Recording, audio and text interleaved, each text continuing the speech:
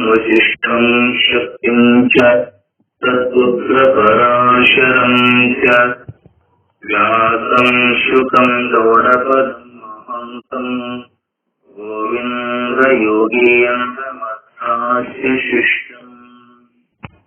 ಓಂ ನಾರಾಯಣ ಕೃತ್ಯ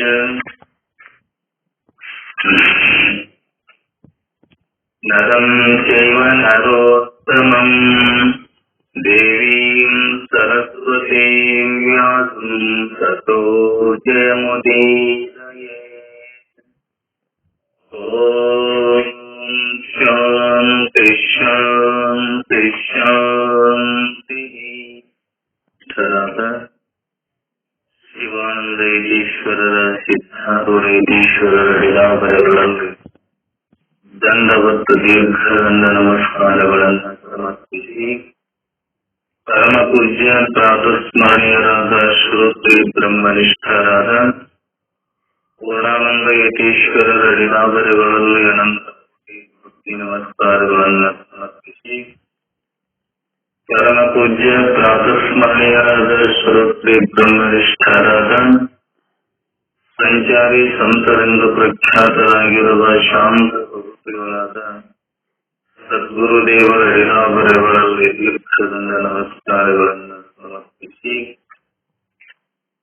ಪರಮ ಪೂಜ್ಯ ಪ್ರಾತಸ್ಮರಣೀಯರಾದ ಶ್ರೋತ್ರಿ ಬ್ರಹ್ಮನಿಷ್ಠರಾದ ಜಗದೊಡೆಯನಾದ ಮುಖ್ಯವಾದ ಚಿಂತಕರಾಗಿರುವ ಶ್ರೋತ್ರಿಯ ಬ್ರಹ್ಮನಿಷ್ಠರಾದ ಶ್ರೀಕೃಷ್ಣ ಪರಮಾತ್ಮನ ಲೀಲಾಭಯಗಳಲ್ಲಿ ಅನಂತ ಕೋಟಿ ದೀರ್ಘದಂಡ ನಮಸ್ಕಾರಗಳನ್ನು ಸಮರ್ಪಿಸಿ ಪರಮ ಪೂಜ್ಯ ಪ್ರಾತಸ್ಮರಣೀಯರಾದ ಶ್ರೋತ್ರಿ ಬ್ರಹ್ಮನಿಷ್ಠರಾದ ಮಹಂತರೆಂದು ಪ್ರಖ್ಯಾತರಾಗಿರುವ ಬಸವಾದಿ ಪ್ರಮುಖರ ಲೀಲಾಭಯಗಳಲ್ಲಿ ಸಕಲ ಪೂಜ್ಯರ ಲೀಲಾಭಯಗಳಲ್ಲಿ ನಮ್ಮೆಲ್ಲರಲ್ಲಿ ಮಾತಾಶ್ರೀಯವರ ಲೀಲಾಭಯಗಳಲ್ಲಿ ಕೂಡ ಸಮರ್ಪಿಸಿ ಶಿವಸ್ವರೂಪಿಗಳೇ ತಮ್ಮೆಲ್ಲರಿಗೂ ಶರಣ ಶರಣ. ಶ್ರೀಕೃಷ್ಣ ಪರಮಾತ್ಮ ಅರ್ಜುನನ ನಿಮಿತ್ತ ಮಾಡಿಕೊಂಡು ಭಗವದ್ಗೀತೆಯನ್ನ ನಮ್ಮೆಲ್ಲರಿಗೆ ತಮ್ಮ ಉಪದೇಶಾಮೃತವನ್ನ ನೀಡುವಂತವರಾದರು. ಇಷ್ಟಾನ್ ಭೋಗಾನ್ ಯೋ ದೇವಾನ್ ದಾಸ್ಯಂತೆ ಯಜ್ಞ ಭಾವಿತಾಃ ಪ್ರಯರ್ದತ್ತಾನ ಪ್ರದಾಯೇಭ್ಯೋ ಯೋ ಭುಂಕ್ತೆ ತೇನ ಏವ ಸಃ. ಇಷ್ಟಾನ್ ಭೋಗಾನ್ ವಹ ದೇವಾಃ ದಾಸ್ಯಂತೆ ಯಜ್ಞ ಭಾವಿತಾಃ ತೈಃ ದತ್ತಾನ್ ಅಪ್ರದಾಯ ಏಭ್ಯಃ ಯಃ ಭುಂಕ್ತೆ ತೇನ ಏವ ಸಃ. ಈ ಶ್ಲೋಕವನ್ನ ಹೇಳಿ ಅದು ಪೂರ್ಣ ಆಗಿದ್ರಲ್ಲ, ಅದಕ್ಕಾಗಿ ಮತ್ತೆ ಇವತ್ತು ಅದೇ ಶ್ಲೋಕವನ್ನ ಹಿಂದಿಂದ ಒಂದು ಸ್ವಲ್ಪ ಲೆಫ್ಟ್ ಮಾಡಿಕೊಂಡು ಮುಂದೆ ಎಲ್ಲರೂ ಕೂಡ ಸಾಗೋಣ ಅಂತ ಹೇಳಿ ತಮ್ಮೆಲ್ಲರಿಗೆ ಮತ್ತೊಂದು ಸಲ ಶರಣಗಳನ್ನ ಸಮರ್ಪಿಸಿ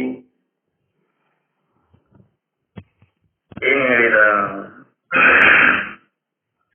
ತಾನು ಗಳಿಸಿದ ಸಿರಿವಂತಿಕೆಯನ್ನ ಇನ್ನೊಬ್ಬರಿಗೆ ಕೊಡಲಾರದ, ತಾನೇ ತಿಂದು ಭೋಗಗಳಲ್ಲಿ ಅನುರಕ್ತನಾಗಿ ನಾನೇ ಒಬ್ಬನೇ ಖುಷಿಯಾಗಬೇಕು ಅಂತೇಳಿ ಯಾರಾದರೂ ಆ ಸುಖ ಭೋಗಗಳಲ್ಲಿ ಮೈ ಮರೆತು ತಾನು ಉನ್ನದ ಪರರಿಗಿಕ್ಕದ ಧನವು ಇರುತ್ತೆ.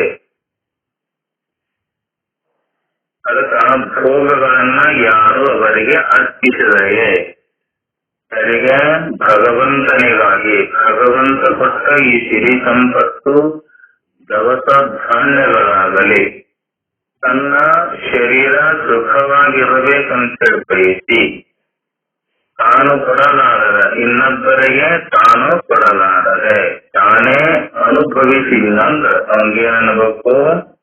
ಅಲ್ಲ ಅನ್ಬೇಕಂತ. ಅವ ನಿಶ್ಚಯವಾಗಿ ಒಬ್ಬ ಕಳ್ಳ. ನಾನೇ ಸುಖವಾಗಿರಬೇಕು, ಇನ್ನೊಬ್ಬರಿಗೆ ಕೊಡಲಾರದ, ದೇವನಿಗೆ ಅರ್ಪಿಸಲಾರದ ಆ ಭೋಗ ಭಾಗ್ಯಗಳನ್ನ ತಾನೇ ಅನುಭವಿಸ್ಬೇಕಂತೇಳಿ ನಾವು ಜೀವನ ಮಾಡಿದ್ದಾದ್ರ ನಮಗೇನಂತಾರ? ಕಳ್ಳರು ಅಂತಾರ. ಕಳ್ಳರು ನೀವು ಮಾಡಿದ ಯಜ್ಞದಿಂದ ಅಂದ್ರ ಯಜ್ಞ ರೂಪಿ ಕ್ರಿಯೆಗಳಿಂದ ಸಂತುಷ್ಟರಾದ ದೇವತೆಗಳು ನೀವು ಬಯಸಿದ ಸುಖ ಭೋಗಗಳನ್ನ ನಿಮಗೆ ದಯಪಾಲಿಸ್ತಾರ. ಯಾರು ದೇವಾನುದೇವತೆಗಳು ಎಲ್ಲ ಭೋಗಗಳನ್ನ ಕೊಟ್ಟಾರಲ್ಲ, ಸಿರಿ ಕೊಟ್ಟಾರ, ಸಂಪತ್ತು ಕೊಟ್ಟಾರ, ದವಸ ಧಾನ್ಯಗಳನ್ನ ಕೊಟ್ಟಾರ, ಅವರು ಕೊಟ್ಟಿದ್ದನ್ನ ಅವರಿಗೆ ಕೂಡ ಅರ್ಪಿಸಲಾರದ ನಾವೇ ಆ ಭೋಗಗಳನ್ನ ಭೋಗಿಸಿದೀವಂತ ನಮಗೇನಂತಾರ? ಕಳ್ಳರಲ್ಲ, ಕಳ್ಳರು ಅಂತ.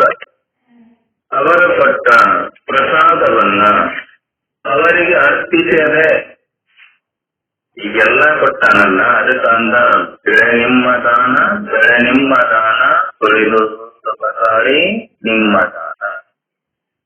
ನಿಮ್ಮ ದಾನವನ್ನು ಉಂಟು ಅನ್ಯರ ಹೊಗಳುವ ಹುಲ್ಲಿಗಳಿಗೆ ಏನೆಂಬೆ ರಾಮನಾಥ. ಇದೇ ಪರಮಾತ್ಮ ಎಲ್ಲ ನೀ ಕೊಟ್ಟಿಯಲ್ಲ. ಇದೇ ಮಳೆನೂ ಅವನೇ ಕೊಟ್ಟಾನ, ಗಾಳಿನೂ ಅವನ ಕೊಟ್ಟಾನ, ಬೆಳಕನ್ನು ಕೂಡ ಅವನೇ ಕೊಟ್ಟಾನ, ಚಂದ್ರನನ್ನು ಕೂಡ ಅವನೇ, ಅವನ ಆಜ್ಞೆ ಇರಲಾರದ. ಸೂರ್ಯನು ಕೂಡ ಪ್ರಕಾಶ ಮಾಡುವ ಶಕ್ತಿ ಇಲ್ಲ. ಚಂದ್ರನು ಕೂಡ ದವಸ ಧಾನ್ಯಗಳಲ್ಲಿ ಔಷಧ ರೂಪವಾಗಿ ತನ್ನ ಕಿರಣಗಳನ್ನ ಆ ಸಸ್ಯಗಳ ಮೇಲೆ, ಬೆಳೆಯ ಮೇಲೆ, ಕಾಳಿನ ಮೇಲೆ ಅವ ತನ್ನ ಕಿರಣಗಳನ್ನ ತೀಸಿದಾಗ ತಾನು ಆ ಕಿರಣಗಳನ್ನ ಸೂಚಿಸಿದ.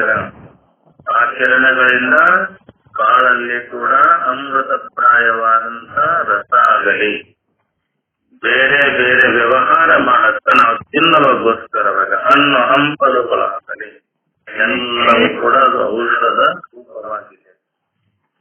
ಯಾರೆಲ್ಲ ತುಂಬ್ಯಾರ? ಏನೆಲ್ಲ ತುಂಬ್ಯಾನಲ್ಲ, ಅವೆಲ್ಲ ತುಂಬ್ಯಾನಂದರು ಕೂಡ ಏನೆಲ್ಲ ಕೊಟ್ಟಾನಂದರು ಕೂಡ ಅವನಿಗೆ ಅರ್ಪಿಸಲಾರ.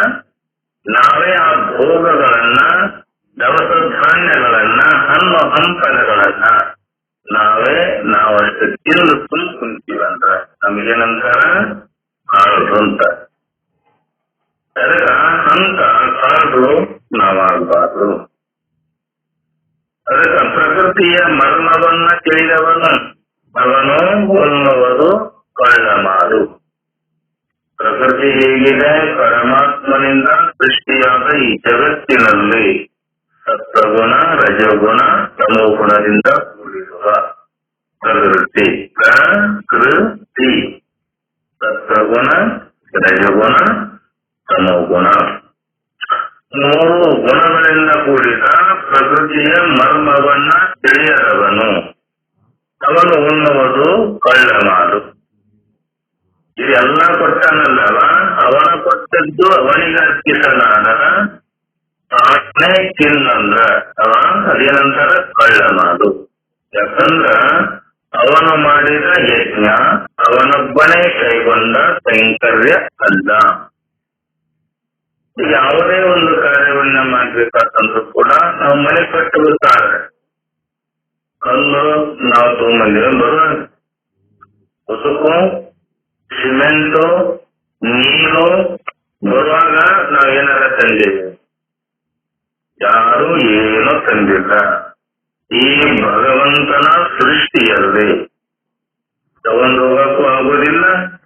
ಇಲ್ಲೇ ಇದ್ದಿದ್ದು ಇಲ್ಲೇ ಬಿಟ್ಟು ಇಲ್ಲಿದ್ದನ್ನ ತಗೊಂಡು ಅವ ಏನ್ ಮಾಡ್ಯಾನ?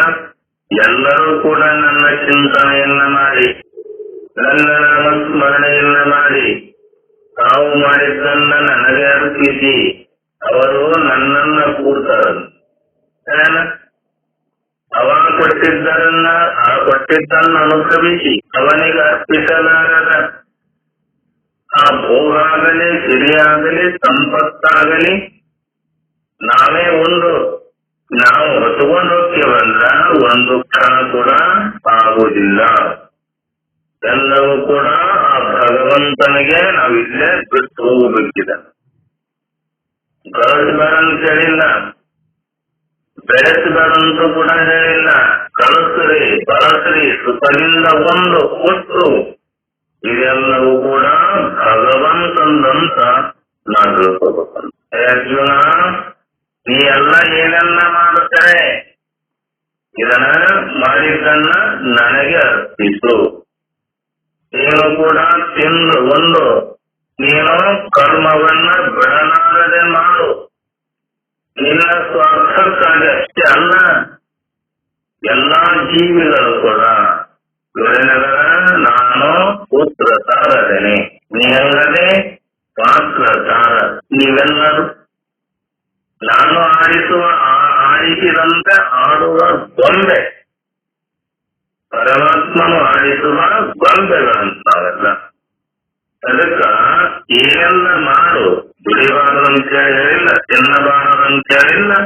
ಏನೆಲ್ಲ ತಿಂದು ದುಡಿದು ಕರ್ಮವನ್ನ ಮಾಡಿ ಆ ಕರ್ಮದ ಫಲದ ಅಪೇಕ್ಷೆಯನ್ನ ಮಾಡಲಾರದ, ಅದನ್ನ ಬಯಸಲಾರದ, ಏನೆಲ್ಲ ಮಾಡಿದರೂ ಕೂಡ ಅದನ್ನ ನನಗಾಗಿ ಅರ್ಪಿಸು.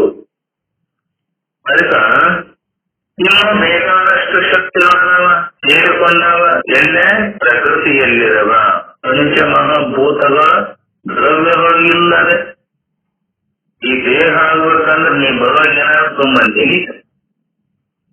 ಬೇರೆಯವರ ದೇಹ ಇದೇನಿದೆ ಪಂಚಮಹಾಭೂತಗಳ ದೇಹ, ಆಕಾಶ, ವಾಯು, ತೇಜ, ಜಲ, ಪೃಥ್ವಿ ಎಲ್ಲವೂ ಕೂಡಿಕೊಂಡು ಈ ಅಪಂಚೀಕೃತ ಪಂಚಮಹಾಭೂತಗಳಿದ್ವಲ್ಲ, ಇವು ಪಂಚೀಕರಣ ಯಾವುದು?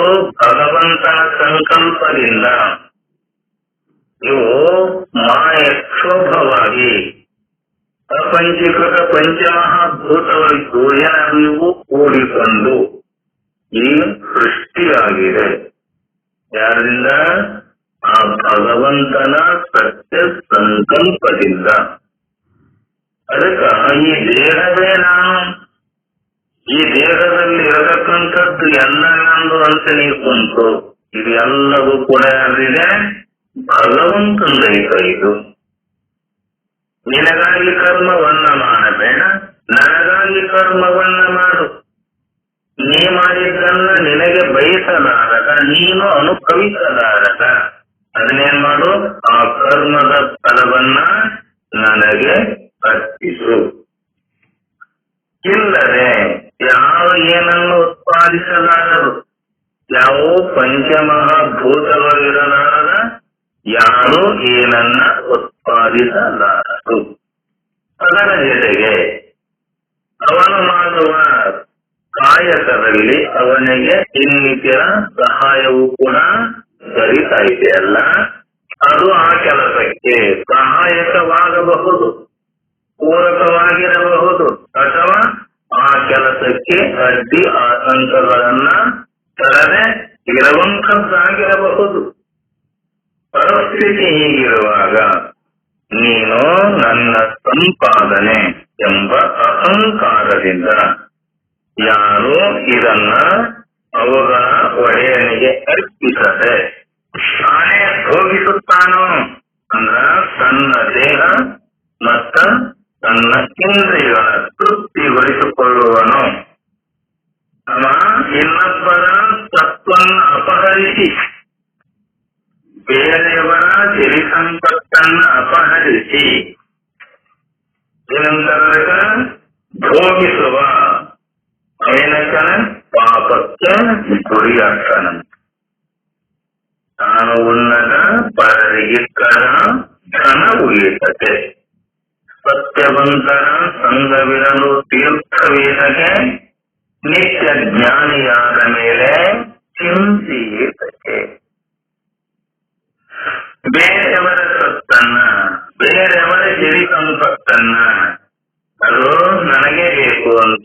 ನೀ ಏನಾದರೂ ಕೂಡ ಅವರ ಸಿರಿ ಸಂಪತ್ತನ್ನ ಕಸಿದುಕೊಂಡು, ಈಗ ಪಂಚಮಹಾಭೂತಗಳವ ಬೇರೆಯವ್ರದ್ದು ನಮ್ಮ ಏನು ಬರುವಾಗ ಏನಾದ್ರು ತೊಗೊಂಡ್ಬಂದೇವ ನಾವು, ಹೋಗುವಾಗ ತೊಗೊಂಡಿರ್ತೀವಿ, ಹೋಗಲಿಕ್ಕೆ ಸಾಧ್ಯ ಇಲ್ಲ. ಅರ್ಜುನ, ಅದಕ್ಕ ನೀನೇನಬೇಡ, ಪಾಪಕ್ಕೆ ಗುರಿ ಆಗಬೇಡ. ಅದಕ್ಕ ಅವನು ಒಬ್ಬ ಕಳ್ಳ, ನೀ ಕಳ್ಳ ಆಗಬೇಡ. ಪರರ ವಸ್ತುವನ್ನ ಪರರ ಒಡೆಯನಿಗೆ ಅನುಮತಿ ಇಲ್ಲದೆ ಬೇರೆಯವರ ಸಾಮಾನುಗಳನ್ನ ಕೂಡ ನಾವು ತಗೋಬೇಕಾದ್ರ ಅವರ ಅನುಮತಿ ಇರಲಾರದ ನಾವು ತಗೊಂಡು ಬಂದ ನಂತರ ನಮಗ ಬೇರೆ ಬೇರೆ ಅನುಮತಿ ಇಲ್ಲದೆ ಭೋಗಿಸುವವನು ಕೂಡ ಅವಂಗನ ಅದಕ್ಕೆ ತಕ್ಕ ಶಿಕ್ಷೆಯನ್ನ ಅನುಭವಿಸುತ್ತಾನೆ. ಅವರ ಅನುಮತಿ ಇರಲಾರದ ಅವರ ಸಾಮಾನುಗಳನ್ನಾಗಲಿ ಅವರ ಸಿರಿಯನ್ನಾಗಲಿ ಸಂಪತ್ತನ್ನಾಗಲಿ ನಾವೀಗ ಬೇರೆಯವ್ರದ್ದು ಸಿರಿವಂತರ ಮನೆಗೆ ಹೋಗಿ ಇದು ಸಿರಿ ನನ್ನದು ಅಂತೇಳಿ ಹೋಗಿ ಕಟ್ಕೊಳಕ್ಕಾಗ ಅಷ್ಟು ಸಲ ಬಿಡುತ್ತಾರೆ. ನಾವೇ ಕಷ್ಟಪಟ್ಟು ದುಡಿದಿದ್ದು ಎಷ್ಟೋ ಮಂದಿ ಕಟ್ಕೊಂಡು ಹೋಗೋಣ. ಬೇರೆಯವರ ದುಡಿದ ಸಿರಿ ಸಂಪತ್ತನ್ನ ದವಸ ಧಾನ್ಯಗಳನ್ನ ನಾವು ಬಲಾತ್ಕಾರ ಮಾಡಿ ತಗೊಂಡ್ ಬರಕ್ಕಾದಿವಂತ ಅವರು ಕೂಡ ಏನ್ ಮಾಡ್ತಾರ, ನಮ್ಮೊಡನೆ ಹೋರಾಟ ಮಾಡಿ ನಮ್ಮನ್ನ ಬಂಧನಕ್ಕ ಒಳಗು ಮಾಡ್ತಾರ. ಅದಕ್ಕ ಹೇ ಅರ್ಜುನ, ಬೇರೆಯವರ ಸಿರಿ ಸಂಪತ್ತನ್ನ ಅವರ ಅನುಮತಿ ಇಲ್ಲದೆ ಹೋಗಿಸುವ ಅದಕ್ಕೆ ನೀನು ತಕ್ಕ ಶಿಕ್ಷೆಯನ್ನ ಅನುಭವಿಸಬೇಕು. ತ್ಯಜಿಸಿನಿಯನ್ನು ಭುಜಿಸುವುದು ಮನೆ ಸತ್ರವೆಂಬ ಓನು, ಯಜಮಾನನಲ್ಲ ನೀತಿ ತಿಥಿ ಎಂಬ ಓಲು, ಭುಜವ ಭಾರಕ್ಕೆ ನೀಡು ರುಚಿಗೆ ರಸನೆಯ ನೀಡು, ಭುಜಿಸು ಮಮತೆಯ ಮರೆತು ಮರುಳ ಮೂಲಕ. ನೀನು ವಾಸಿಸುತ್ತಿರುವ ಗ್ರಹವೇ ಒಂದು ಸಾರ್ವಜನಿಕ ಸತ್ರವೆಂದು ಭಾವಿಸು.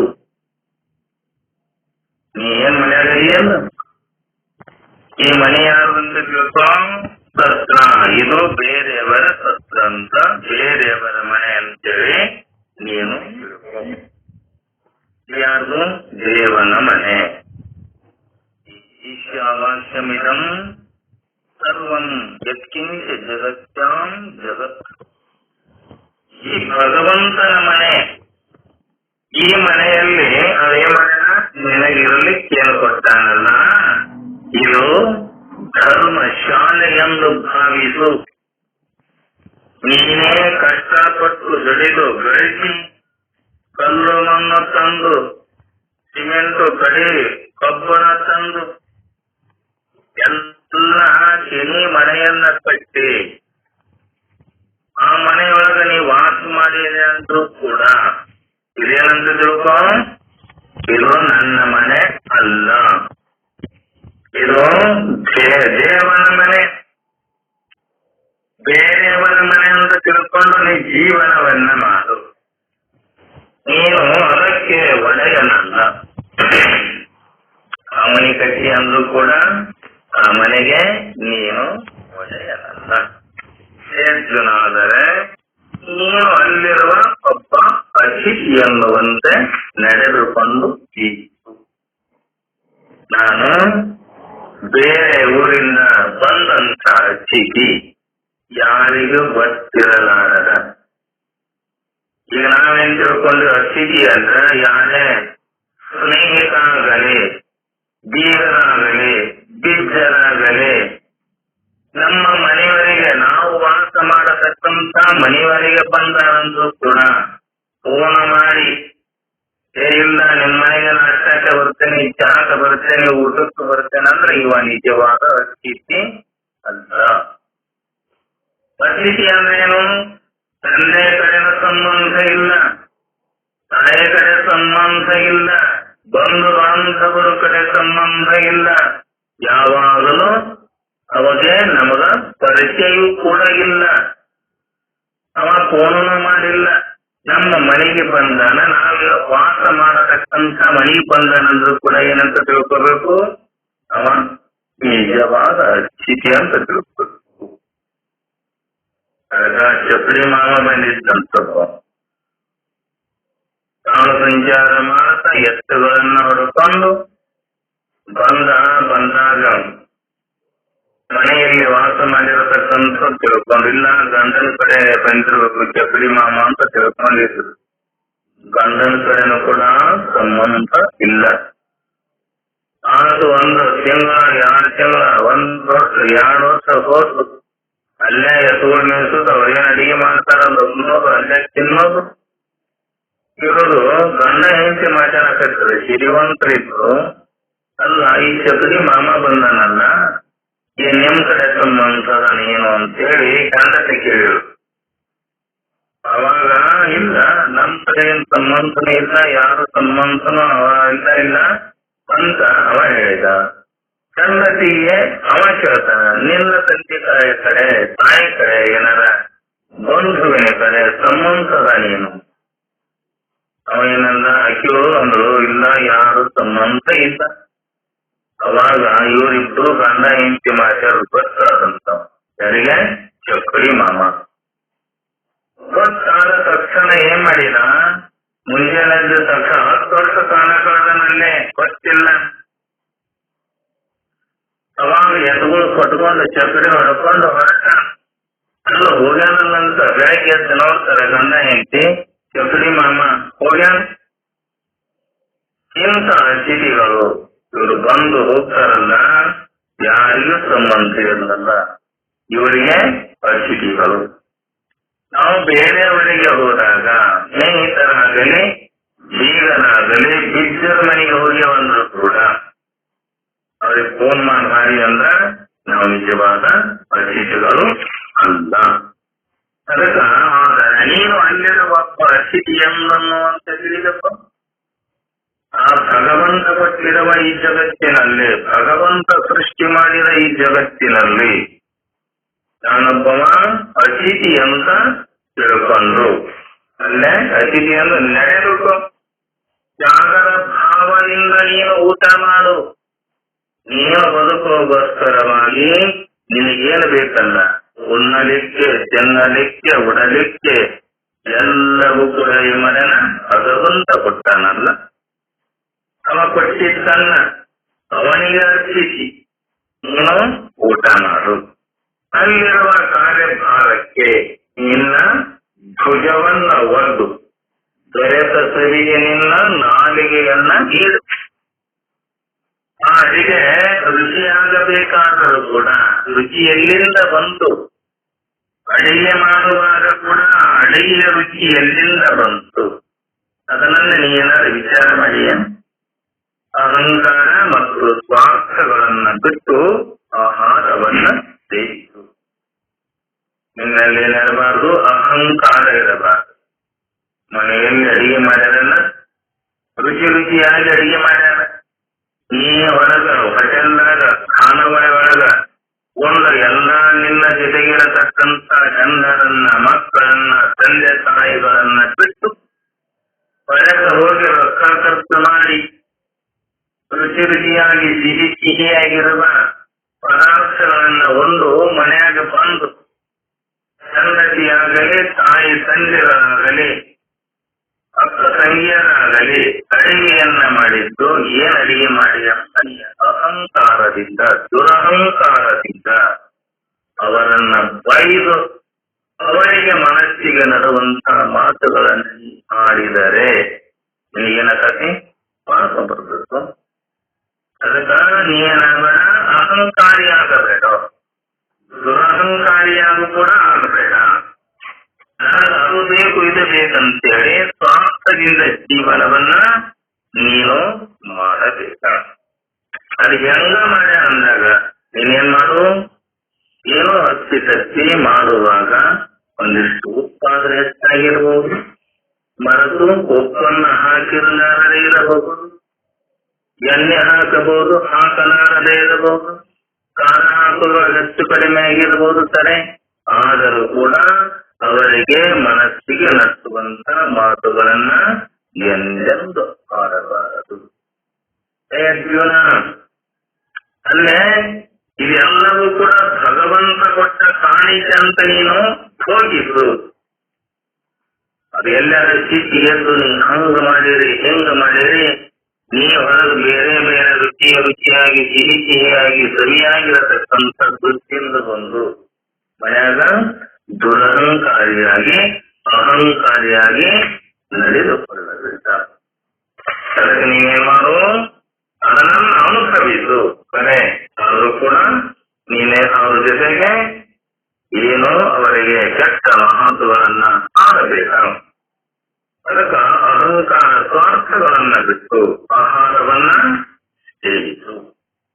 ಅದಕ್ಕ ಕೇಳತೆತ್ತೇನ ಕುಂಜೀತ, ಸಕಲ ಐಶ್ವರ್ಯವೂ ಕೂಡ ಅವನೇ. ಈ ಭಗವಂತನಂತಿದೆ ಎಲ್ಲವ ಐಶ್ವರ್ಯ.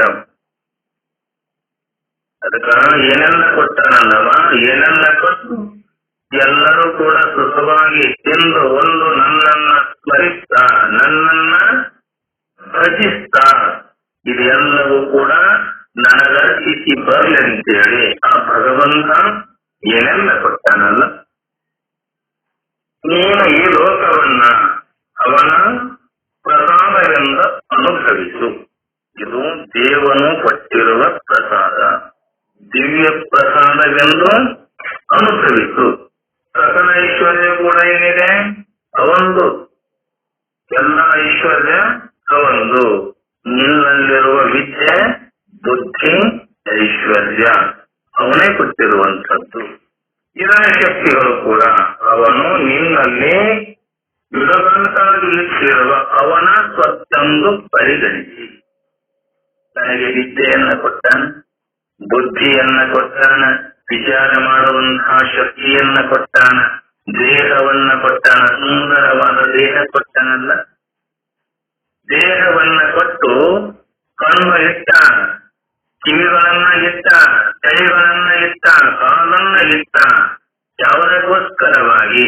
ನೀನು ಭೋಗಿಸಿ ಇನ್ನೊಬ್ಬರಿಗೆ ಹಿತವನ್ನ ಬಯಸಿ ಇನ್ನೊಬ್ಬರ ಸೇವೆಯನ್ನ ಮಾಡುವ ಶಕ್ತಿಗೋಸ್ಕರವಾಗಿ ಈ ಶರೀರದಲ್ಲಿ ಶಕ್ತಿಯನ್ನ ಇಟ್ಟ. ಕಣ್ಣುಗಳನ್ನ ಈ ಸುಂದರವಾದ ಅವನು ಸೃಷ್ಟಿದ ಜಗತ್ತನ್ನ ನೋಡಿ ಸಂತೋಷ ಪಡ್ಲಿ ಅಂತೇಳಿ ಕಣ್ಣುಗಳನ್ನ ಕೊಟ್ಟ. ನೀನರ ಮಂದಿ ಏನ್ ಬರುವ ಕಣ್ಣು, ಕಿವಿ, ನಾಲಿಗೆ ರುಚಿಯಾಗಿ ಸಿಹಿಯಾಗಿರುವ ಆ ರುಚಿಯನ್ನ ಅನುಭವಿಸುವ ಆ ನಾಲಿಗೆಯನ್ನು ನೀನಾರ ಮಧ್ಯೆ ದೇಹಗಳು ಕೂಡ ನೀ ಬರುವಾಗಿಲ್ಲ ದೇಹ ಮಧ್ಯೆ. ಇದು ನಿನ್ನದು ಅಲ್ಲವೇ ಅಲ್ಲ, ಎಲ್ಲವೂ ಕೂಡ ಭಗವಂತ ಕೊಟ್ಟಿರುವ ದೇವರ ಕಾಣಿಕೆ. ನೀನು ಕೊಟ್ಟಿಪ್ಪ ದೇವರಿಗೆ ಕೊಟ್ಟಿ, ಅವ ಕೊಟ್ಟಿದ್ದನ್ನ ನಂದ ಅಂತಿಟ್ಟುಕೊಂಡು ಇನ್ನೊಬ್ಬರಿಗೆ ಕೊಡಲಾರದ ಅರ್ಜುನ, ನೀನು ಭೋಗಿಸಿದ್ದಾರೆ ನಿನಗೇನಬೇಕು? ಅಲ್ಲ ಅನ್ನಬೇಕು. ಅದಕ್ಕ ಅವನ ಕೊಡಿಸು ನಮಗೆ ಆಸಕ್ತನಲ್ಲ. ಅದಕ್ಕ ಅವನಿಗಿಟ್ಟಿರುವ ಈ ತತ್ವವೆಂದು ಪರಿಗಣಿಸಿ ಜೀವನವನ್ನ ಅವನ ಪ್ರತ್ಯರ್ಥಕ್ಕಾಗಿ ನಡೆಸಿ. ಈ ಬದುಕಬೇಕಾದರೆ ನಿನ್ನ ಸ್ವಾರ್ಥಕ್ಕಾಗಲಿ, ನಿನ್ನ ದುರಹಂಕಾರಕ್ಕಾಗಲಿ, ಅಹಂಕಾರಕ್ಕಾಗಲಿ ಬದುಕಬೇಡ. ಬೇರೆಯವರಿಗೆ ಹಿತವನ್ನ ಬಯಸುವುದಕ್ಕೋಸ್ಕರವಾಗಿ, ಬೇರೆಯವರ ಸಲುವಾಗಿ, ಬೇರೆಯವರ ಹಿತಕ್ಕಾಗಿ, ಬೇರೆಯವರ ಜೀವನ ಸುಖಮಯವಾಗಿರುವಗೋಸ್ಕರವಾಗಿ ನೀನೇನ್ ಮಾಡು? ಕರ್ತವ್ಯವನ್ನ ಮಾಡು, ನಿನಗಾಗಿ ಮಾಡಬೇಡ. ಅದಕ್ಕ ಜೀವನವನ್ನ ಅವನ ಪ್ರತ್ಯರ್ಥವಾಗಿ ನಡೆಸು. ಯಾರ ಪ್ರತ್ಯರ್ಥ? ಆ ಭಗವಂತನ ಪ್ರತ್ಯರ್ಥಕ್ಕಾಗಿ, ಭಗವಂತನಿಗೆ ಅರ್ಪಿಸುವಗೋಸ್ಕರವಾಗಿ ನೀನೇನ್ ಮಾಡು? ಆ ಕರ್ಮಗಳನ್ನ ಮಾಡು. ದೊರೆತಿದ್ದನ್ನ ಲೋಕ ಕಲ್ಯಾಣಕ್ಕಾಗಿ ವಿನಯೋದು. ನಿನಗೇನು ಕೊಟ್ಟಾನಲ್ಲ, ಭೂಮಿ ಏನು ಕೊಟ್ಟಿದೆಯಲ್ಲ, ವಸುಂಧರ ಆ ಹಿಡಿ ಕಾಳನ್ನ ಬಿತ್ತಿದಾಗ ಸಾವಿರಾರು ಕಾಳು ಕೊಟ್ಟಿದ್ದಲ್ಲ, 100 ಕಾಳನ್ನ ಬಿಟ್ಟಿ ಅಂದಾಗ ಕೋಟಿ ಕೋಟಿ ಕಾಳನ್ನ ಕೊಟ್ಟಿದೆಯಲ್ಲ, ಅದು ಕೊಟ್ಟಿದ್ದನ್ನ ನೀನೇ ಮಾಡು, ನಿನಗ ಜೀವಿಸುವಗೋಸ್ಕರವಾಗಿ ಎಷ್ಟು ಬೇಕಲ್ಲ ನಿನಗ ಇಟ್ಟುಕೊಂಡು ಭೋಗಿಸಿ, ಇದು ಕೂಡ ಭಗವಂತನಿಗಂತ ಅರ್ಪಿಸಿ ನೀನು ಜೀವನವನ್ನ ಮಾಡು. ಅವೃತ ಲೋಕ ಕಲ್ಯಾಣಕ್ಕಾಗಿ, ನಿನ್ನ ಕಲ್ಯಾಣಕ್ಕಾಗಿ ಅಲ್ಲ, ಲೋಕ ಕಲ್ಯಾಣಕ್ಕಾಗಿ. ಅದಕ್ಕ ಸೇರುವುದು ದೇವಸ್ಥಾನಗಳಿಗೆ ಹೋಗಿ ಅಲ್ಲೇ ದಕ್ಷಿಣೆಯನ್ನ ಹಾಕಿ, ದೇವಸ್ಥಾನದಲ್ಲಿ ಎಲ್ಲೇ ಭಗವಂತನ ಚಿಂತನೆ ನಡೆದಿದೆಯಲ್ಲ, ಭಗವಂತನ ಪೂಜೆ ನಡೆದಿದೆಯಲ್ಲ, ಎಲ್ಲೇ ಶಾಸ್ತ್ರ ಚಿಂತನೆ ನಡೆದಿದೆಯಲ್ಲ, ಎಲ್ಲಿ ವೇದಾಂತ ಪರಿಷತ್ ನಡೆದಿದೆಯಲ್ಲ, ಅಲ್ಲೇನ್ ಮಾಡು, ಸತ್ಪಾತ್ರದ ದಾನ.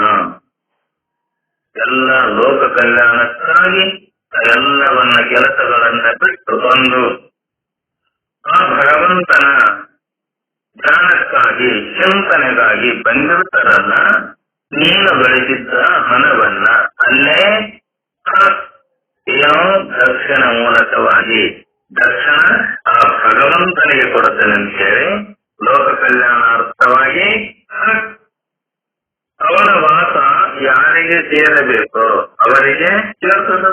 ನೀ ಅಲ್ಲಿ ಹಾಕಿ ಅಂದಾಗ ಯಾರ್ಯಾರು ಜೀವಿಗಳು, ಬಡವರು, ಬಲ್ಲಿರವರು, ಭಿಕ್ಷುಕರು ತಿಂದು ಒಂದು ಸುಖವಾಗಿ ನೋಡಪ್ಪ ಇಂಥ ಪುಣ್ಯಾತ್ಮ ಕೊಟ್ಟಾನಲ್ಲ, ಅವನಿಗೆ ಸಂತೋಷ. ಸದಾ ಹೀಗೆ ದಾನ ಮಾಡುವ, ಸದಾ ರಾಜನಾಗಲಿ ಅಂತ ಅವ್ರೇನ್ ಮಾಡ್ತಾರ, ಕರೆಸ್ತಾರೆ. ನೀನು ಕೊಟ್ಟಿರುವ ಆ ಹಣದಿಂದ ಎಲ್ಲರೂ ಕೂಡ ಸುಖವಾಗಿ ಆ ಭಗವಂತನ ಚಿಂತನೆಯನ್ನ ಮಾಡಿ ಅಲ್ಲೇ ಒಂದು ತಿಂದು ಸುಖವಾಗಿದ್ರ. ಈ ಜಾತ್ರೆ ಮಾಡ್ತೀವಿ ಒಂದು ಊರಾಗ ಯಾರಿಗಾಗಿ? ಲೋಕ ಸಂಗ್ರಹಕ್ಕಾಗಿ, ಲೋಕ ಕಲ್ಯಾಣಕ್ಕಾಗಿ. ಈ ದೇವಸ್ಥಾನ ಕಟ್ಟೆವಲ್ಲ ಯಾವುದಕ್ಕೋಸ್ಕರವಾಗಿ? ಜಾತ್ರೆ ಮಾಡೋದಕ್ಕನ್ನ.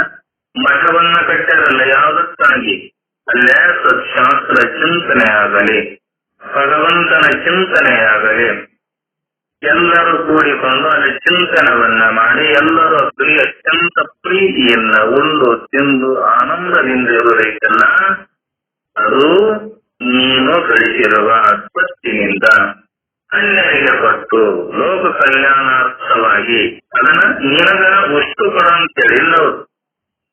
ನೀನು ಅನುಸರಿಸು, ಹೆಚ್ಚಾದದ್ದನ್ನ ನೀನು ಅಲ್ಲೇ ಕೊಡು. ಅದಕ್ಕ ಅಲ್ಲಿ ಹೋಗಿ ಇದನ್ನೇ ಹಂಚಿಕೊಳ್ಳುವುದು, ಅದರ ತತ್ವವನ್ನ ಸಮಾಜವು ತೆರಿಗೆ ಇತ್ಯಾದಿ ರೂಪಗಳಿಂದ ವಾಪಸ್ಸು ಪರಿಸೋದಲ್ಲಪ್ಪ. ನಿನಗ ಆ ಬೇರಾಣ ಕಟ್ಟಂತ ಹೇಳ್ತದ, ಆ ಟ್ಯಾಕ್ಸ್ ಕಟ್ಟಂತ ಹೇಳ್ತದ. ಟ್ಯಾಕ್ಸ್ ಕಟ್ಟಬೇಕಾದ್ರೆ ನೀನು ದುಡಿಗೆದ್ದು ಹೆಚ್ಚಿಗೆ ಆತಂದ್ರ ನೀನೇ ಇಟ್ಕೊಂಡೆ ಅಂದ್ರ ಅದಕ್ಕೆ ಏನ್ ಮಾಡ್ತಾರ ಅವರು? ಕಳ್ಳರ ತಗೊಂಡ್ ಹೋಗ್ತಾನ, ಇಲ್ಲಿಕಂದ್ರ ರಾಜರ ಕಟ್ಕೊಂಡ್ ಹೋಗ್ತಾನ, ಇಲ್ಲಿಕಂದ್ರ ಬೆಂಕಿಯರ ಹತ್ತತು. ಗತಯೋ ಭವಂತ್ರಿ ವಿತ್ತಸ್ಯ, ನೀನು ಗಳಿಸಿರುವ ಹಣವನ್ನ, ಹಿರಿಯನ್ನ, ದವಸ ಧಾನ್ಯಗಳನ್ನ ಬೇರೆಯವರಿಗೆ ಲೋಕ ಕಲ್ಯಾಣಕ್ಕಾಗಿ, ಲೋಕ ಸಂಗ್ರಹಕ್ಕಾಗಿ ನೀನು ಕೊಡಲಿದ್ದರೆ ಭಗವಂತ ಕೊಟ್ಟಿರುವ ಆ ಸಿರಿ ಸಂಪತ್ತನ್ನ ನಾನೇ ಒಬ್ಬನೇ ಭೋಗಿಸಬೇಕಂತ ನೀನಾರ ತಿಳ್ಕೊಂಡು ಕುಂತಿದ್ದಂದ್ರ ಅದೇನ ಕತೆ 3 ಸಾರಿದ ಕಳ್ಳರ ಕರ್ಕೊಂಡು ಹೋಗ್ತಾನಂದು. ಒಂದು ಇಲ್ಲಿಕಂದ್ರ ರಾಜರ ಬಂದು ಎತ್ತುಕೊಂಡು ಹೋಗ್ತಾನ, ಇಲ್ಲಿಕಂದ್ರ ಗೌರ್ಮೆಂಟರ ಟ್ರೇಡರ ಹಾಕ್ತದ. ಯಾವಾಗ್ಲಿಲ್ಲ ಇಲ್ಲಿ ಬೆಂಕಿಯರ ತನ್ನಿಂದ ತಾನು ಅದಕ್ಕ ಆ ಗಳಿಸಿದ ಹಣಕ್ಕ ನಾನೇ ಸುಖವಾಗಿರಬೇಕು ಅಂತ ನೀ ಏನಾರ ಇಟ್ಟುಕೊಂಡು ಕುಂತಿದ್ದೆ ಅಂದ್ರ ಇಂಥ ವ್ಯವಸ್ಥೆ ಕದಪ ನಿನಗ ಬರಸಾಕೆ ಎಷ್ಟು ಬೇಕಲ್ಲ ಅಷ್ಟಿಟ್ಟುಕೊಂಡು ಒಂದು ತಿಂದು ಸುಖವಾಗಿ ಎದ್ದು ಎಲ್ಲವೂ ಕೂಡ ಭಗವಂತನಿಗಂತ ಅರ್ಪಿಸಿ ನೀನು ಜೀವನವನ್ನ ಮಾಡು. ಸೌಂದರ್ಯ ಮಾಧುರ್ಯಗಳು ಬ್ರಾಹ್ಮಿಕಾನಂದ ಸಿಂಧು ಶೀಕರ ಸುಕೃತ ಪವನನುಪಕಾರ ಬಂದಿಯದರಿಂ ಭೋಗಿ ಯೋಗಿಗದು ತತ್ವಾನುಸಂಧಾನ ಸಾಧನಗೋ ಮರುಳ ಸೊಗಸು ಚಲುವು ಸಿಹಿ ಮತ್ತ ಮನೋಹರ ಆಗಿದೆಯಲ್ಲ ಇದು ಮಾಧುರ್ಯ. ಬ್ರಹ್ಮ ಬಂಧವಾದ ಉತ್ತಮವಾದ ಬ್ರಾಹ್ಮಿಕ ಸಂತೋಷಗಳು, ನದಿ ಮತ್ತು ಸಮುದ್ರ ಸಿಂಧುಗಳ ತಂಪಾದ ತಂತುರ ಹಣಿ ಶೀಕರಗಳನ್ನ ಅನುಭವಿಸುವ ಅದ್ಭುತ ಕೆಲಸ ಐತಲ್ಲ. ಗಾಯನ ಪವನ ಸಹಾಯದಿಂದ ನಮಗೆ ಲಭ್ಯ ಆಗಿದೆಯಲ್ಲ. ಪ್ರಪಂಚವನ್ನ ಅನುಭವಿಸುವ ಸುಖ ಪುರುಷನು ಇವುಗಳಿಗೆ ದಾಸನಾಗಿ ಇನಕನ ಸೆರೆಯಾಗ್ತಾನ, ಬಂದಿ ಕಾಣೆಯೊಳಗೆ ಬೀಳ್ತಾನ. ಒಬ್ಬ ಯೋಗಾಭ್ಯಾಸಿಗಾದರೂ ಇದು ಪರಬ್ರಹ್ಮನನ್ನ ಧ್ಯಾನಿಸಿ ಸೇರುವ ಸಾಧನ ಆಗಿದೆ. ಅದಕ್ಕ ಗಾಳಿನ ಅವ ಕೊಟ್ಟಾನಲ್ಲ, ನೀರು ಅವನೇ ಕೊಟ್ಟಾನಲ್ಲ. ಸೂರ್ಯನಿಗೂ ಕೂಡ ಬೆಳಕನ್ನ ಬೀರುವಂತವನ ಆಜ್ಞೆಯಿಂದ ವ್ಯವಹಾರ ಮಾಡ್ತಾರಂತ. ಯಾರು? ಸೂರ್ಯ ಚಂದ್ರಾದಿಗಳು ಭಗವಂತನ ಆಜ್ಞೆಯಿಂದಲೇ, ನದಿಗಳು ಕೂಡ ಅವನ ಆಜ್ಞೆಯಿಂದಲೇ ಹರಿತಾ ಬಂತ. ಮಳೆ ಬೀಳಬೇಕಾದರೂ ಕೂಡ ಸಮುದ್ರದಲ್ಲೇ ನೀರು ಕಾದು ಆ ನೀರು ಉಗಮುಖವಾಗಿ ಮೇಘಾಕಾರವಾಗಿ ಮೇಲೆ ಹೋಗಿ ನೀರಿನ ಸಲಕರಣ ಮಾಡಿಕೊಂಡು ಮೇಘ ರೂಪವಾಗಿ ಅದೇ ಮೇಘ ರೂಪ ತಂದರೂ ಕೂಡ ಆ ಮೇಘ ತನ್ನಿಂದ ತಾನೇ ಬೀಳುವುದಿಲ್ಲ. ಅದಕ್ಕೂ ಕೂಡ ಏನ್ ಮಾಡಿದನ, ವಾಯುವಿನ ಚಲನವಲನೆಯಲ್ಲಿಟ್ಟು ಗಾಳಿ ವೇಗವಾಗಿ ಹೊಡೆದಾಗ ಮೋಡಗಳು ಒಂದಕ್ಕೊಂದು ಘರ್ಷಣವಾದಾಗ ಅಲ್ಲೇನಾಗತ್ತೆ, ಗದ್ದೆ ಮತ್ತು ಮಿಂಚು ಒಂದಕ್ಕೊಂದು, ಈಗ ಕಲ್ಲು ಕಲ್ಲಾಗಲಿ ಕಟ್ಟಿಗೆಗಳನ್ನಾಗಲಿ ನಾವು ಘರ್ಷಣ ಮಾಡಿದಾಗ ಹೇಗೆ ಬೆಂಕಿ ಉತ್ಪತ್ತಿಯಾಗತ್ತಲ್ಲ, ಸಮುದ್ರದಲ್ಲಿ ನೀರು ಕಾದು ಮೇಘ ರೂಪವಾಗಿ ಮೇಲೆ ಹೋಗಿ ಅದೇ ನೀರೇನಾಗತಿ ಸಿಹಿ ರೂಪವಾಗಿ ಭೂಮಿಗೆ ಬಿದ್ದು ಧಾರಾಕಾರವಾಗಿ ಮಳೆ ಬಿದ್ದಾಗ ನದಿಗಳು ಸರೋವರಗಳು ಎಲ್ಲ ತುಂಬಿ ಅವೇನ್ ಮಾಡ್ತಾವಲ್ಲ, ತುಂಬಿ ಓಡಿ ಹೋಗುವಾಗ ತಮ್ಮ ಗಮ್ಯಸ್ಥಾನವಾದ ಸಮುದ್ರವನ್ನ ಸೇರುವವರಿಗೂ ಕೂಡ ಆ ನದಿಗಳಾಗಲಿ ಹಳ್ಳಗಳಾಗಲಿ ಸರೋವರ ಆಗಲಿ ಒಟ್ಟ ನಿಲ್ಲುವುದಿಲ್ಲ. ಅಲ್ಲೇ ಸಮುದ್ರವನ್ನ ಸೇರುವವರೆಗೆ. ಅದಕ್ಕ ಅದನ್ನ ಹರಿರಿ ಅಂತ ನದಿಗಳಿಗೆ ಮಳೆಗಳಿಗೆ ಎಲ್ಲ ವ್ಯವಸ್ಥೆ ಯಾರ ಮಾಡ್ಯಾರ? ಆ ಭಗವಂತನ. ನಮಗ್ ಮಾಡಕತಿ, ವಿಜ್ಞಾನಿಗಳಿಗೆ ಮಾಡಕತಿ. ಒಂದು ಹಿಡಿ ಮಣ್ಣು ಮಾಡು ಮಾಯ, ನೀ ವಿಜ್ಞಾನಿ ಇರಿ ಅಂದ್ರೂ ಕೂಡ ಒಂದು ಹಿಡಿ ಮಣ್ಣು ಮಾಡು. ಭಗವಂತನ ಸೃಷ್ಟಿ ಮಾಡಿದವ ಅದನ್ನ ತಗೊಂಡು ನೀನು ನಿನ್ನ ಬುದ್ಧಿ ಸಾಮರ್ಥ್ಯದಿಂದ ಮಾಡಿಯಲ್ಲ, ಏನೆಲ್ಲ ಮಾಡಿಕೊಟ್ಟನವ ಯಾರು? ಆ ಭಗವಂತ. ಅದನ್ನ ಬಿಟ್ಟು ನಿನ್ನ ಸ್ವತಂತ್ರವಾಗಿ ಮಾಡುವ ಶಕ್ತಿ ನಿನಗೈತಿ. ಹೊರಗಿತ್ತಲ್ಲ, ನಿನ್ನ ಶಕ್ತಿ ಸಾಮರ್ಥ್ಯ ಇತ್ತಂದ್ರ ಮಳೆ ಬರೆಸಬೇಕಾಗಿತ್ತು, ಬರ ಪೀಡಿತೆಯನ್ನ ಪರಿಹಾರ ಮಾಡಬಹುದಾಗಿತ್ತಲ್ಲ, ಮಾಡಕತ್ತೇನಪ್ಪ ನಿನಗ? ಅದು ಪ್ರಕೃತಿಯ ಧರ್ಮ ಐತಲ್ಲ. ಅದಕ್ಕ ಅವನು ಕೊಟ್ಟಾನಲ್ಲ, ಅವನ ಚಿಂತನೆಯನ್ನ ನೀನು ಸದಾ ಮಾಡ್ತಾ ಇದ್ದಂದ್ರ, ಹೇ ಅರ್ಜುನ ನಾನು ಕೊಟ್ಟೆನಂತ ನೀ ತಿಳ್ಕೊಂಡು ಇದ್ರೊಳಗ ನಂದೇನು ಇಲ್ಲಂತ ನೀನು ಭಾವಿಸಿ ನಿನ್ನ ಕರ್ತವ್ಯ ಕರ್ಮವನ್ನ ಮಾಡು. ಬರೇ ಜ್ಞಾನ ಒಂದೇ ನನಗೆ ಹೇಳು, ಹೇ ಪರಮಾತ್ಮ ನನ್ನ ಯಾಕ ಪಾಪ ಕರ್ಮಗಳು ಯಾಕ ನನ್ನ ಸ್ಫೂರ್ತಿಪ ಅಂತ ಹೇಳಿದ್ನಲ್ಲ, ಅಂದು ನಿನ್ನ ಕರ್ತವ್ಯವನ್ನ ಮಾಡೋ. ಯಾಕಂದ್ರ ಅವರು ನನ್ನ ಸತ್ಯ ಸಂಕಲ್ಪದಿಂದ ಎಲ್ಲವೂ ಕೂಡ ನಡೀತಾ ಇವೆ. ನೀನೇನ್ ಮಾಡು? ನಿನ್ನ ಕರ್ತವ್ಯ ಕರ್ಮವನ್ನ ಮಾಡು. ಅದಕ್ಕ ಗಾಳಿಯ ಸಹಾಯದಿಂದ ನಮಗೆ ಲಭ್ಯ ಆಗ್ಯವಲ್ಲ ಪ್ರಪಂಚವನ್ನ ಅನುಭವಿಸುವ ಸುಖ ಪುರುಷನು ಕೂಡ ಇವುಗಳಿಗೆ ದಾಸನಾಗಿ ಸೆರೆಯಾಗ್ಯಾನ. ದಾಸಯ್ಯನ. ಅದಕ್ಕೆ ನಾವು ಇಂದ್ರಿಯಗಳಿಗೆ ದಾಸನಾಗಬಾರ್ದು, ಭಗವಂತ ಭಗವಂತನಿಗೆ ದಾಸನಾಗಬೇಕಂತ. ನಾವು ಹಂಗಾಗಿಲ್ಲ, ಇಂದ್ರಿಯಗಳಿಗೆ ದಾಸಾಗಿರ್ತದೆ. ಅರ್ಜುನ, ನೀ ಇಂದ್ರಿಯಗಳಿಗೆ ದಾಸನಾಗಬೇಡೋ, ನನ್ನ ದಾಸನಾಗಬೇಕು. ಸದಾಶಿವನ ದಾಸನಾಗಬೇಕು, ಭಗವಂತನ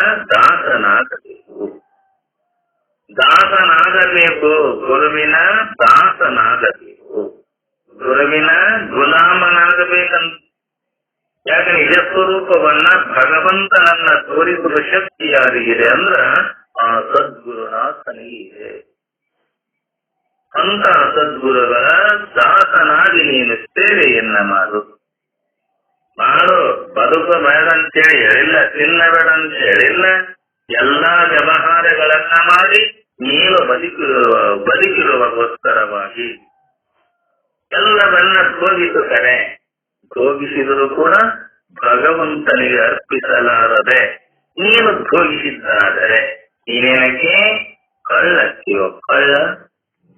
ಇನ್ನೊಬ್ಬರ ಸಿರಿ ಸಂಪತ್ತನ್ನು ತೆಗೆದುಕೊಂಡು ಇನ್ನೊಬ್ಬರ ಪಟ್ಟಿರೋ ಪದಾರ್ಥಗಳನ್ನ ನನ್ನಂತ ನೀ ಕುಂತು ಜೀವನವನ್ನ ಮಾಡಿದರೆ ನಿನಗೇನಬೇಕು? ಕಳ್ಳನಬೇಕು. ಅದಕ್ಕ ನೀನು ಕಳ್ಳನಾಗಬೇಡ ಅರ್ಜುನ, ನೀನು ಕಳ್ಳ ಆಗಬೇಡ. ಅದೃಷ್ಟ ಕೆಲಸ ಗಾಳಿ ಪವನ ಸಹಾಯದಿಂದ ನಮಗೆಲ್ಲತ್ತಾಗಿದೆಯಲ್ಲ, ಪ್ರಪಂಚವನ್ನ ಅನುಭವಿಸುವ ಸುಖ ಪುರುಷ ಇವುಗಳಿಗೆ ದಾಸನಾಗಿ ಸರಿಯ ಅದರೊಳಗ ಬಂಧದೊಳಗೆ ಬಿದ್ದು ವಜ್ಜಾನತನ. ಅದಕ್ಕ ಹಂಗ ನೀನಾಗಬೇಕ. ಸಾರ್ವಲೌಕಿಕ ಸೌಖ್ಯ ನೆಲೆಸುವನ್ನೇ ಮಿಳೆಯೋಳ ಸುಖಿಯಂತೂ ಜೊತೆಗೆ ಪೂರ್ಣದಲ್ಲಿ ಓರ್ವನೊಬ್ಬರದ ಬಿಸಿ ವಿಷಯವಾಯುವಾಗಿ ತಾನೋರ್ವವರೆಯ ಮುಸುಕೀಕು ಮಂಕುತಿಮ್ಮ. ಪ್ರಪಂಚದಲ್ಲಿ ಎಲ್ಲರೂ ಸುಖವಾಗಿ ಇದ್ದ ಹೊರತು ಈ ಜಗತ್ತಿನಲ್ಲಿ ನೆಲೆಸಿರುವರಲ್ಲಿ ಯಾರು ನಿಜವಾಗಿ ಪೂರ್ತಿಯಾಗಿ ಸುಖಿಯಾಗಿರಲಾರರು. ಏನಂತಾರವರು? ಪ್ರಪಂಚದೊಳಗ ಎಲ್ಲರೂ ಸುಖವಾಗಿ ಇದ್ದ ಹೊರತು ಈ ಜಗತ್ತಿನಲ್ಲಿ ನೆಲೆಸಿರುವರಲ್ಲಿ ಯಾರು ನಿಜವಾಗಿ ಪೂರ್ತಿಯಾಗಿ ಸುಖಿಯಾಗಿರಲಾರರು. ಸುಖಿ ಯಾರ್ಯಾರಂತಂದ್ರ ಯಾರು ತನ್ನನ್ನ ತಿಳಿದು ಇದು ದೇಹ ನಾನಲ್ಲ, ಈ ದೇಹ ನನ್ನದು ಅಲ್ಲ, ಇದೆಲ್ಲವೂ ಕೂಡ ಭಗವಂತಂದು, ಈ ಜಗತ್ತು ಕೂಡ ಭಗವಂತ ಸೃಷ್ಟಿ ಮಾಡೇನಲ್ಲ, ಆ ಭಗವಂತ ಸೃಷ್ಟಿಸಿದ ಈ ಜಗತ್ತಿನೊಳಗ ನಾನು ಒಂದು ವಾಸ ಆಗೇನಲ್ಲ, ಏನೆಲ್ಲ ಮಾಡೇನಂದರೂ ಕೂಡ ಆ ಭಗವಂತನಿಗೆ ಅರ್ಪಿತ ಅಂತ ಜೀವನವನ್ನ ಮಾಡಿ ಇದು ನಾನಲ್ಲ, ಇದು ನನ್ನದಲ್ಲ ಎಂದು ನಿಶ್ಚಯವಾಗಿ ತಿಳಿದುಕೊಂಡು ಜೀವನ ಮಾಡತಕ್ಕಂತಹ ಜ್ಞಾನ ಏನದನಲ್ಲ ಅವ ನಿಜವಾದ ಸುಖಿ. ಬೇಕಂದವನೇ ವಿಕಾರಿಯಲ್ಲದೆ ಸಾಕೆಂದವನೇ ಸಾಹುಕಾರ. ಎಲ್ಲರೂ ಕೂಡ ಭಗವಂತನ ಅರ್ಪಿತವಾಗಿ ಜೀವನವನ್ನ ನಾವು ಮಾಡಿದ್ದಾದರೆ ನಾವೆಲ್ಲರೂ ಶ್ರೀಮಂತರೇ. ಅರ್ಜುನ, ನೀ ಚೆನ್ನಾಗಿ ತಿಳಿದುಕೋ, ಈ ಜಗತ್ತೇನಿದೆ ಭಗವಂತಂದೈತಲ್ಲ, ಆ ಭಗವಂತ ಕೊಟ್ಟಾನ, ಏನೆಲ್ಲ ಕೊಟ್ಟಾನ ಕೊಟ್ಟು ಮರೆತಾನ. ಎಲ್ಲರೂ ಕೂಡ ನನ್ನ ಧ್ಯಾನವನ್ನಾಗಲಿ ನನ್ನನ್ನ ಪೂಜಿಸಿ ಅವರು ಕೂಡ ಸುಖವಾಗಿ ಬಾಳಿ ಸುಖವಾಗಿ ಜೀವನವನ್ನ ಮಾಡಿ ಬರ್ಲಿ, ನನ್ನ ನೆನಪು ಅವರಿಗಿರಲಂತ ಏನೆಲ್ಲ ಕೊಟ್ಟಾನಲ್ಲ ಕೊಟ್ಟು ಸುಮ್ಮ ಕುಂತಾನಂತ. ಅದಕ್ಕೆ ಯಾರ್ಯಾರು ಏನ್ ಮಾಡ್ತಾರ, ಯಾರ್ಯಾರು ಏನೇನ್ ಮಾಡಾಕತ್ತಾರ ಅದು ಎಲ್ಲವೂ ಅವನಿಗೆ ಗೊತ್ತೈತಂತ. ಯಾರಿಗೆ? ಭಗವಂತನಿಗೆ. ನಾವೇನ್ ತಿಳ್ಕೊಂಡೇವಿ? ನಾವು ಮಾಡೋದನ್ನ ಅವ ನೋಡಿಲ್ಲ ಅಂತ ನಾವು ತಿಳ್ಕೊಂಡೇವಲ್ಲ. ತದ್ದೂರೇ ತದ್ವಂತಿಗೆ ಅವ ಸಮೀಪ ಅದನ, ದೂರಂತಿಯ ದೂರಿಲ್ಲ. ಸಮೀಪಂತಿಯ ಯಾರಿಗೆ ದೂರಾಗ್ಯಾನ? ಅಜ್ಞಾನಿಗಳಿಗೆ ದೂರಾಗ್ಯಾನ. ತನ್ನ ನಿಜವಾದ ಸ್ವರೂಪವನ್ನ ಯಾರು ತಿಳ್ಕೊಂಡಾರಲ್ಲ ಅವರಿಗೆ ಅತ್ಯಂತ ಸಮೀಪದ. ನಾವು ಮಾಡಿದ್ದನ್ನ ಕಣ್ಣಾರೆ ಕಾಣ್ತಾನಂತವ. ನಾವು ಮಾಡಿದ ಪಾಪ ಎಷ್ಟು ಪುಣ್ಯ ಎಷ್ಟು ಅಂತ ದಿನಾಲು ಕೂಡ ನಮ್ಮ ಲೆಕ್ಕ ಅವನಿಗೆ ಗೊತ್ತಿ. ನಾವು ನಿನ್ನೇನು ಊಟ ಮಾಡಿ ಎಲ್ಲಿದ್ದೀವಿ ಹಂಗ ಮಲ್ಕೊಂಡಿದ್ದೀವಿ ಅನ್ನೋದು ನಮಗೆ ಗೊತ್ತಿಲ್ಲಲ್ಲ. ಹೇ ಅರ್ಜುನ, ನೀನು ವಿಚಾರ ಮಾಡು, ನೀನೇನ್ ಮಾಡಿಯಲ್ಲ, ನೀನು ಮಾಡಿದ ಕರ್ತವ್ಯವನ್ನ ನನಗರ್ಪಿಸು.